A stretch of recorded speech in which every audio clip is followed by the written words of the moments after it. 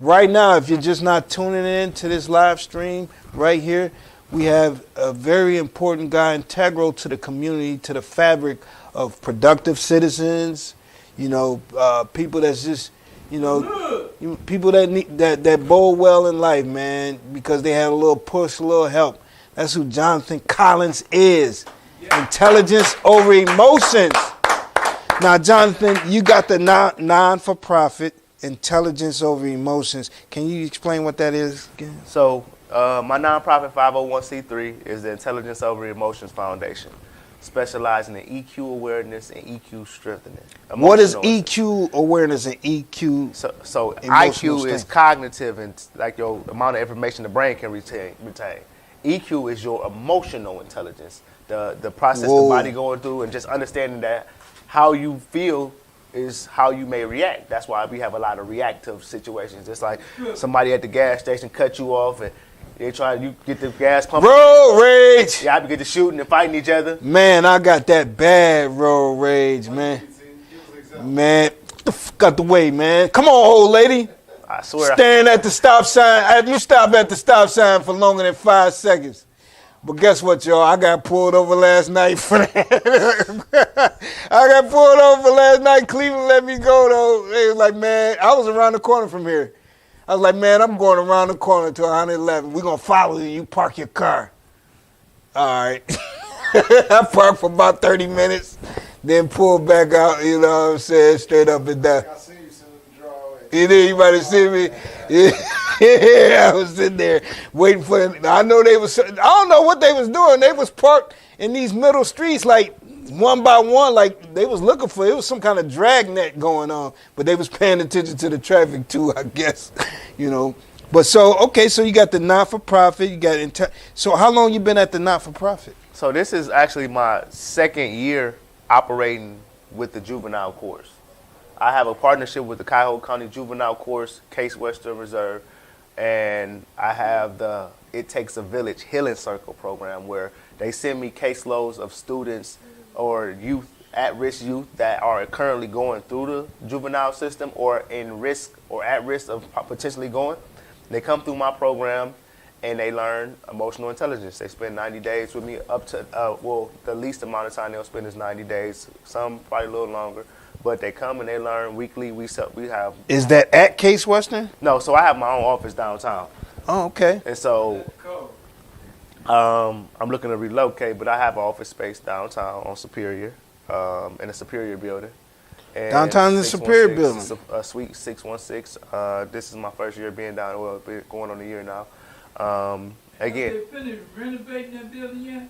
They doing some work or something like that on the up on the other floors. I'm on the 6th floor, so I don't really got to go through the whole space. But they always doing something in there. So you've been up there coming up on a year? Yeah, well, yeah, it's coming. How were you afforded that place? Did you look for that? Did somebody say, "Hey, Johnathon, I think this would be really great for you"? Was there any of your connections that looked out? Like, how did that happen for you? I actually looked for that. You actually looked for that myself. In order for me to have, I got a grant. Well, okay. I'm a part of a grant. You're part of with the juvenile course. You're part where they took grassroots companies, and they gave them some funding to do mentorship, post education. How did you get wind of that? I used to work for the mayor. I worked for Frank Jackson. I worked from 2018 to 2021 in Mayor's Department of Community Relations. Okay. And I did. You worked with the mayor's liaison too. What's her name? Not Kim. I forget. It'll come back to me. So I worked with our director was Director Stevenson. Okay. But we were the community relations, and I did violence interruption, and I worked at schools. I did different programming at schools, the lunch and learn. We did after school program. What did you do in violence intervention? Like, did you break up gang fights? So yeah, we dealt with a lot of gang activities and stuff in the street. Again, I'm from here. And so eventually they wanted to utilize people who had a voice that can communicate with these people. Yeah. And so I went outside and I was just being a part, helping. We did intervention, prevention, resources, job placement, resume building. Did you lean on your experiences and the people you knew from down the way to deal with these types of individuals? So I mean, that's my experiences in general. Like what I experienced in lifetime, I know how to communicate with people. I know how to speak many different languages, right? Yeah. And In so- other words, I know the street lingo. I know the language, baby. Yeah, I can communicate with the best of them. You got to know how to communicate in order to get in certain areas. Yeah. Like if you can't speak the dialogue, it'll go over your head. That's like sitting in a room full of doctors. And Oh. if they speaking about certain things and they have a certain Yeah. dialogue, you be like, or lawyers, you like, what that mean? Yeah. But some people know exactly what they saying. Like, oh yeah, I'm with you. Yeah. Yeah, I heard exactly what you said, and Yeah. it makes sense. And you can have a conversation with them. So that helped me. I also did music. I was outside. Like I said, I was outside for many different reasons. Between playing high school basketball, one of the top point guards around. Oh, you're And- one of the top point guards? Yes, I made the top 10 list For my who? senior Not year. East Tech? Collinwood Okay. High School. Okay. My senior year, we were 17-4. My senior year, I was in the Prep Spotlight magazine. I made What? the top 10. I made the top 10 point guards in the state of John, I'm pretty sure all that, but you know, you probably a few inches taller. I'll probably D you up though, I don't John. know. I'm really nice. You really nice. Yeah. Okay. Yeah, I get out. Okay. Okay. And I'm a little man. I got little man syndrome. Okay, me too. Leave me alone. Okay. I might clock out on, but again, we were raised. I'm playing all around the city. I grew up, and so I'm going against like the Cools, the Mike Turners, the Charles Bigsby's, the wow. Damon Striggers, the Oh, Earl wow. Boykins. I'm from them people. Yeah. So that's who I used to compete against. So Earl either you was Boykins gonna and them be used to killed compete. or be killed. Yeah. I was a young boy playing against it. Damon Yeah. Stringer, yeah, you Yeah. naming them, buddy. Yeah, I'm really from here. So I went against pretty much every point guard. I coach high school basketball right now. Oh, you coach high school basketball? Yeah, I'm at Westlake High School. I also coach for the Cavaliers youth program. I do training and Wow. clinics for the Cavs. Yeah. Go ahead, Jay. That's my life. That's my life. But again, my situations and my experiences would allow me this information to go deal with other people. Okay. And so that's what gave me a passion. After I seen so much turmoil and I understood what we were dealing with, Yeah. I felt like I can go back and talk to these people because I know how to communicate with them. I can help them. Yeah. And so we went from there, and then we had the foundation. I did everything from the ground zero. Sitting outside on St. Clair one day, I sat out there and I just cried. I was like, "This ain't it." I lost everything. I lost all my basketball dreams, and What, I'm you got smoking injured? weed. No, I just was. I was in love with the streets. We rapping and stuff. I started paying the street everything else more attention than what I had going on. I wasn't staying focused on the task at hand. I didn't really know the assignment like I was supposed to do it. And so I started BSing like the average person, got off focus, and then before you knew it, all right, they were tired of school, kind of like, all right, you ain't finishing your work, you ain't getting the grades you need. All right, we're gonna go elsewhere. This a business. And so I lost my opportunity. I lost my scholarship at Wright State, man. and then I ended up back here. Hold on. So where were you at mentally when you lost your scholarship, though, man, John? Because that would have broke anybody down. But here you are mentoring youth, the complete opposite of breaking down. It took everything from me. I gave up on myself almost. God stripped everything from me, and all I had left was me and him. And he said, you got to trade. The universe said, give me this, and I'll give you something grander. Go use your skill in another way. I wanted to be a rapper. I want to do this. I can do that with my family. My family do music. I can get that. Yeah. But it was like, once I realized, like, that ain't for me, that my friends dying and stuff like that, Yeah. it's like, go this. He's trying to send me that way. Go that way. Yeah. Get out of that. Stay away from that. 88 Joe. Yeah, 8 Money. That's like family. His daughter is my cousin. Jolie is yeah? that's my family. Okay. And so I've been around him since he was 17. That's I'm our a little dude. kid. That's I'm our 11 dude. years 8 old. Money, that's our dude. He the one told me about you when I was on St. Clair selling CDs and stuff a long time ago. He connected me with you. Like, you need to be out here. You need to go with my homie Player T, get on the show and all that. I wasn't thinking. Wow. I made bad decisions. But yeah, my trials and tribulation. 8 Money. Yeah. He came up with 8 Money. Yeah, that's my dog, man. That's like he taught me a lot of stuff as a young man. A lot of my Were you hurt when he had to go do a little time? Yeah, because he was a role model in us, in our family. He been around, and but I understand life. I lost brothers that been in jail. I understand this whole thing, right? And so it's like, shit. Let me ask you a question, Jonathan. When you got the opportunity to hook up with Case West and the court system, who idea was that? Was that your idea or? Everything I did was a vision. I had a folder at first. It was an idea in my mind, and then I started bringing it to life. Again, I was sitting on St. Clair and I started having these ideas. And I started, everything you think, everything that's invented is invented twice. Once in the mind and once in actuality. That's right. Once you write it down and start getting an idea for it, then you make a plan and goals to accomplish what you want, what you see. Yeah. And so I started doing that. I started taking classes at Case Western. I started doing other things. I started being a part of seminars. I got the job at City of Cleveland. They took me around and introduced me to all these people. And before you know it, they hired me. They're like, man, you smart. You know a lot of stuff. I'm a street dude. I'm high.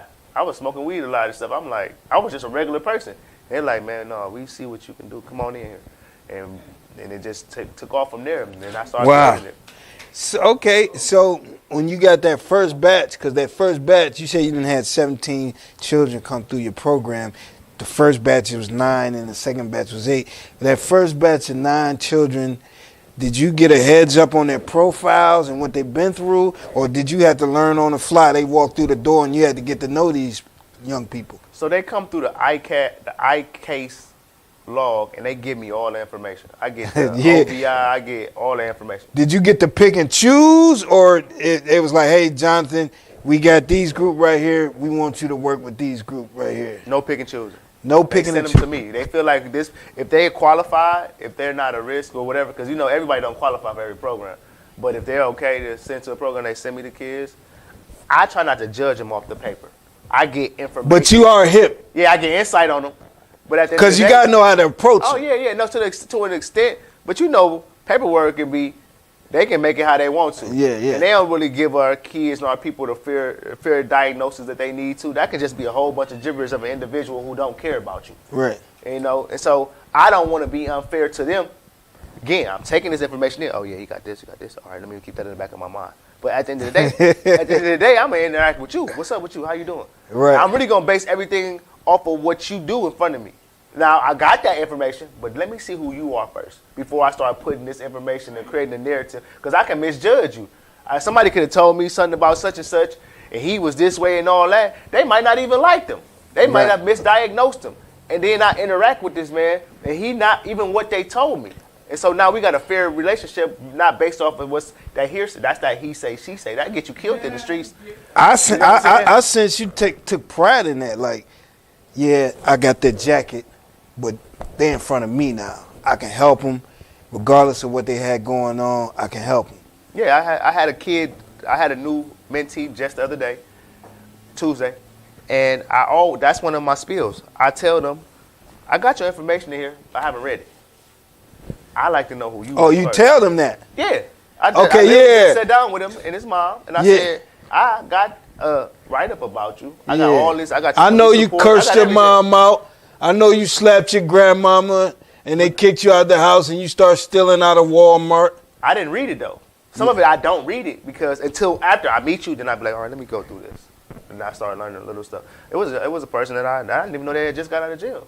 Don't get discouraged. That's right. I don't want to treat them a certain way. Again, I'm gonna use my hindsight on who I'm dealing with.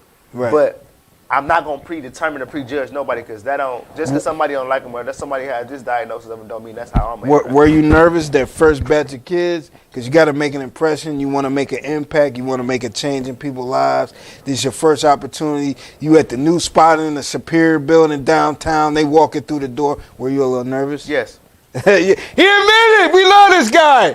Yeah. I was cooler than the fan, G. They came in and I just kicked my spill and they were raised up and went on like that, T. Sometimes I kind of don't believe some of the stuff I come up with understand myself. Like even just getting in that situation, I told you I was sitting on St. Clair selling CDs and stuff. Yeah, right. And then I was walking in the mayor office with the mayor. I was with the census, the director of the census for the 2020 census. I was on the committee. I was the chairman of the organizational entities. I was the chairman. Again, fresh from outside, I probably still smell like weed or something like. Yeah. No, for real. I used to be in the building. It's like, what? I'm not bragging. This is how normal I am. This is just me who I am. Right. I still didn't realize the position I was in. Okay. And so I was still thinking I was being normal. And just like, I'm going to be me. Like, no, you can't be. You got to let that go. You know, that's before I ran for city council. You know what I'm saying? Yeah. So, yeah.